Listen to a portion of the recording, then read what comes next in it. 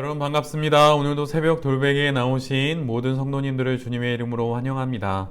또 어느새 또 일을 할 수 있는 마지막 금요일이 되었는데요. 오늘도 하나님의 말씀인 욥기 말씀 묵상하면서 이 말씀으로 이 하루도 잘 살아내는 우리 모두가 되기를 간절히 바랍니다. 오늘 우리에게 주시는 하나님의 말씀은 욥기 19장 21절로 27절까지의 말씀입니다. 너희는 내 친구들이니 나를 너무 구박하지 말고 불쌍히 여겨다오. 하나님이 손으로 나를 치셨는데 어찌하여 너희마저 마치 하나님이라도 된 듯이 나를 핍박하느냐. 내 몸이 이 꼴인데도 아직도 성에 차지 않느냐. 아, 누가 있어 내가 하는 말을 듣고 기억하여 주었으면, 누가 있어 내가 하는 말을 비망록에 기록하여 주었으면, 누가 있어 내가 한 말이 영원히 남도록 바위에 글을 새겨 주었으면. 그러나 나는 확신한다. 내 구원자가 살아계신다. 나를 돌보시는 그가 땅 위에 우뚝 서실 날이 반드시 오고야 말 것이다. 내 살갗이 다 썩은 다음에라도, 내 육체가 다 썩은 다음에라도 나는 하나님을 배울 것이다. 내가 그를 직접 뵙겠다. 이 눈으로 직접 뵐 때에 하나님이 낯설지 않을 것이다. 내 간장이 다 녹는구나. 아멘. 오늘은 욥기 19장의 말씀을 갖고 고난 속 세 가지 실수, 고난 속 세 가지 실수라는 제목으로 함께 하나님 말씀을 나누도록 하겠습니다. 욥기 19장은 친구 빌닷의 두 번째 말에 대한 욥의 대답입니다. 욥은 이해할 수 없는 현재의 그 고난에 자신의 시선을 외면하시는 듯한 하나님을 자신을 치시는 하나님이라고 말하고 있어요. 전능자의 침묵을 피조물인 인간은 그분의 외면으로 여길 수도 있는 것이지요. 그런데 이런 상황에 친구들도 욥을 매우 모질게 몰아붙입니다. 이처럼 욥은 지금 하늘이 막히고 또한 땅이 닫힌 것과 같은 상황에 놓여 있는 중이죠. 이런 상황에서 욥은 오늘 본문 25절로 27절에 다음과 같이 고백을 합니다. 하나님은 살아 계시네. 그분이 나를 다시 살리시고 그분은 마침내 이 모든 상황의 한가운데 우뚝 서실 것이네. 나 비록 지금은 헛된 벌을 받는 것 같으나 마침내 그분을 뵙게 될 것을 믿네. 예전과 같이 낯익은 분으로 하나님을 보게 될 것을 믿네. 어서 빨리 그날이 오기를 간절히 바라네. 원칙과 상식에 근거한 친구들에게 고난 가운데 있는 욥은 불쾌한 존재가 됩니다. 그리고 친구들의 이런 이야기는 욥 스스로에게도 행여라도 자신이 하나님께도 마치 그 불쾌한 존재가 된 것은 아닌가 하는 불안을 일으키게 되지요. 그러나 욥은 우리가 앞에서 방금 읽어드린 25절로 27절의 말씀처럼 다시 하나님을 바라봅니다. 인생을 살아가며 위기를 만날 때가 있습니다. 위기가 없고 또 시련이 없는 사람은 이 세상에 아무도 없지요. 욥과 같이 자신의 앞날이 막막할 때가 우리 모두에게 있습니다. 그런데 그럴 때 다른 무엇이 아닌 하나님을 먼저 바라봐야 합니다. 살아계신 하나님, 낯익은 분으로 나를 대해주시는 하나님, 모든 것을 원래로 되돌리고 이 모든 상황 가운데서 나를 온전케 지켜주신 그 하나님을 바라보는 것이 바로 신앙이지요. 아우구스티누스가 쓴 신국론이라고 하는 책이 있는데 그 책에 이런 문장이 나옵니다. 시간 안에서 발생하는 것들에 관해 말하자면 미래는 아직 존재하지 않고 현재는 이미 존재하고 있으며 과거는 더 이상 존재하지 않는 것이다. 그러나 하나님께서는 이 모든 것을 불변하고도 영원한 현재로 바라보신다. 피조물인 우리에게 과거는 이제 더 이상 존재하지 않는 그런 것이지요. 그래서 손꼽을 수가 없는 이미 지난 시간입니다. 그리고 미래는 우리에게 아직 오지 않은, 그래서 존재하지 않는 시간이지요. 우리의 손이 아직 그곳까지 닿아 있지 않기 때문입니다.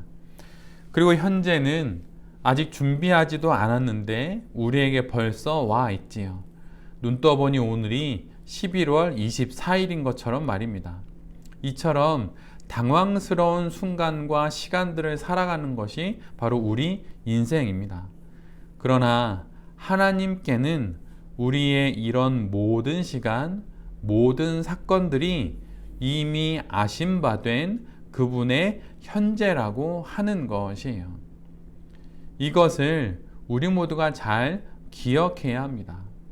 우리 인생이 바로 이런 하나님 손안에 있음을 우리 모두가 잊지 않아야 하는 거예요.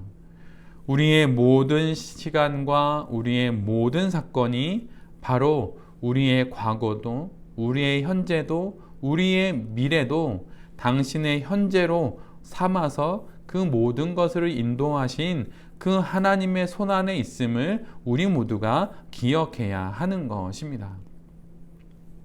신앙 인생을 살아간다고 하는 것은 바로 이런 하나님, 나를 지키시고 나의 모든 시간을 당신의 현재로 온전히 바라보시는 그 하나님을 향한 시선을 잃어버리지 않는 것, 그 시선 집중과 시선을 고정하는 것이 바로 신앙 인생입니다. 그런 신앙 인생을 잘 살아가는 그런 우리 모두가 되기를 간절히 빕니다. 더더욱 고난 가운데 더더욱 우리의 영혼의 시선을 하나님께 집중하고 또한 고정하면서 어려운 그 시련의 때를 잘 지나가는 우리 모두가 되기를 바랍니다. 최근에 읽었던 책 중에 이런 부분을 읽게 되었어요. 불운한 결정의 3가지 공통점이라고 하는 그런 챕터였는데, 실수를 반복했던 어떤 저자가 자신을 돌아보면서 쓴 내용입니다. 그런데 그 내용이 고난 중에 우리가 범할 수 있는 실수와 아주 많이 닮아 있어서 오늘 소개하려고 합니다. 불운한 결정의 3가지 공통점 중에 첫 번째 공통점은 모든 불운한 결정에는 조급함이 있다는 거예요. 딱히 이유가 없는데도 스스로를 몰아붙였다고 저자는 말합니다. 물론 이유가 있을 수 있지만 그것을 그렇게 크게 볼 필요는 없는데 너무 크게 봄으로 말미암아서 스스로를 몰아붙여서 결국은 불운한 결정을 하게 되었다는 거예요. 조급함과 서두름을 열정으로 오해하는 경우가 종종 있는데 바로 그런 경우를 말하는 것이죠. 그러나 조급해지는 순간 고난을 헤쳐나오는 것은 더더욱 어려운 일이 되어 버립니다. 왜 그런 것일까요? 그것은 언제 끝날지 모를 그 고난의 시간들을 조급한 마음을 갖게 되면 그 시간들도 또한 내 스스로 해결해야 할 문제로 만들어버리기 때문이에요. 그러기에 고난 중에는 특히 더더욱 조급하지 않아야 합니다. 지금 여러분이 혹시 고난 가운데 있다면 혹시 조급하십니까? 그렇다면 그 조급함을 내려놓고 하나님 앞에 기도하면서 차분히 또한 침착히 잘 걸어가야 할 것이에요. 두 번째로는 격앙된 감정입니다. 이것은 좋은 감정이든 또한 나쁜 감정이든 마찬가지예요. 현대는 흥분한 감정을 열정으로 오인하는 경우가 있고 또한 나태함을 평안으로 오해하는 경우가 있습니다.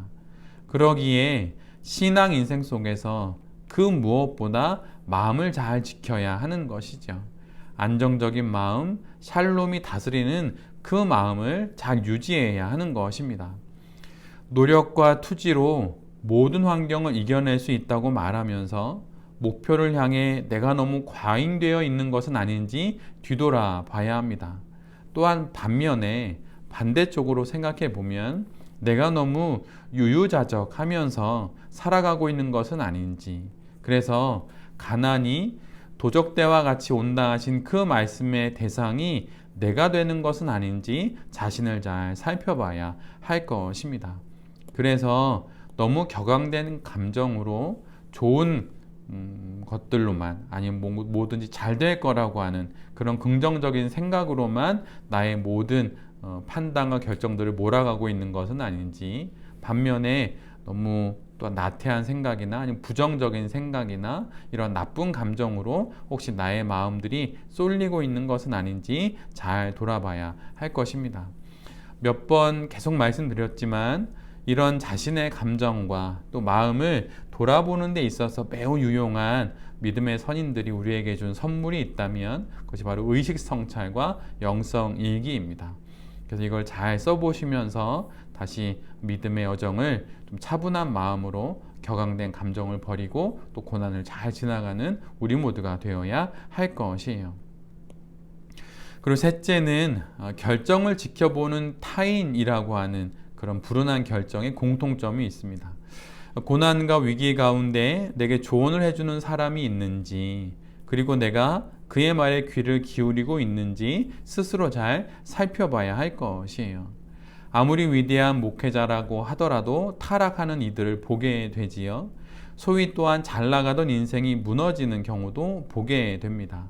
그런데 아주 많은 경우에 그들이 무너지는 많은 상황들을 살펴보면 조언자가 없었던 것을 발견하게 돼요.